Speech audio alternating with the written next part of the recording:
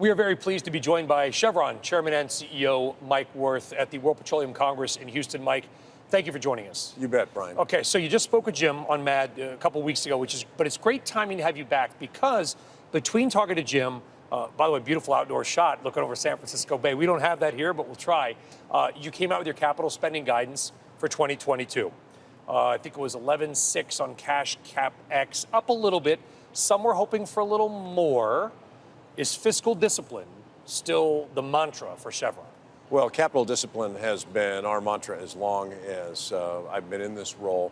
And it's really important for a company in an industry that needs to deliver higher returns. And so we have been disciplined. We set our CapEx at the lower end of our external guide, which is 15 to 17 billion in total. That's cash and non-cash CapEx, and it's part of our continued commitment to our shareholders to be disciplined in how we invest to drive higher returns and to drive lower carbon.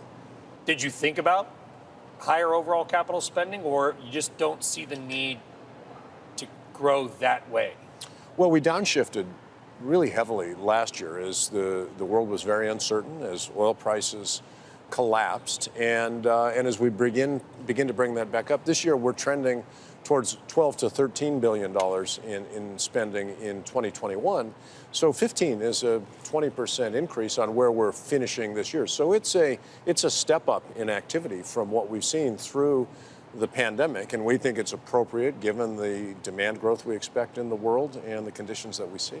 We just had the chance to speak with Aramco CEO Ahmed Nasser, somebody who I'm sure that you know, and he sounded pretty bullish for next year. They've raised official selling prices. He was talking about jet fuel demand coming online. Are you bullish on global demand in 2022, Mike? I am. I mean, we see gasoline and diesel demand in much of the world back at pre-pandemic levels already, really? Plus or minus. Depends a little bit on what part of the world you're talking. International aviation has been the area that has lagged the most, but those flights are beginning. We've got to deal with this latest variant and understand what it really means. But broadly speaking, economies have opened up, economies are growing, and we are putting this pandemic behind us month by month, quarter by quarter, and our outlook for economic growth and demand next year is strong. Also, between your conversation with Jim and now, we did have this Omicron pop up. I know, listen, I don't know about you, I'm not an epidemiologist, but I do get to talk to some on TV. I'm sure you've got teams of people. As a CEO that relies on demand growth and the consumer, how deeply do you get into the COVID data? I know it's not your core job, but you must have people saying, here's what we see. Sure, we have medical professionals that advise us, that engage with the World Health Organization, the CDC. So we watch this very carefully, primarily because we have employees all over the world in countries that have varying degrees of healthcare systems, and so we have to look out for the health of our people.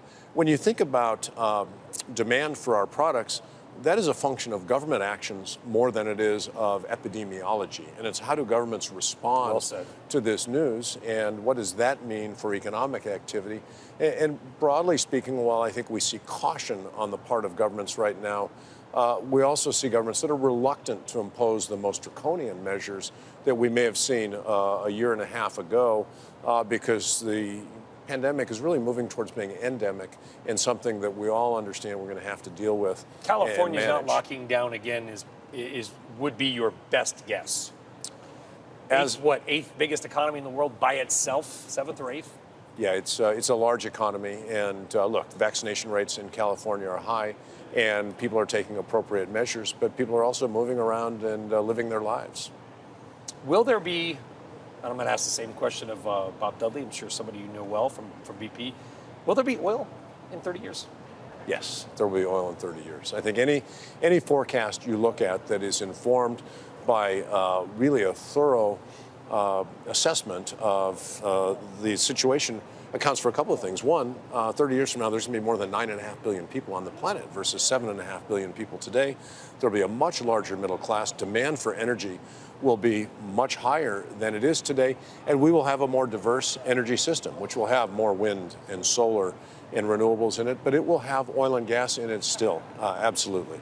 It's a bigger world than just the Bay Area, Houston, or New York City, isn't it? It's a much bigger world. Mike Wirth, Chairman and CEO of Chevron, thank you for joining us here at the World Petroleum Congress. Good to be with you, Brian. Yes, have a great event.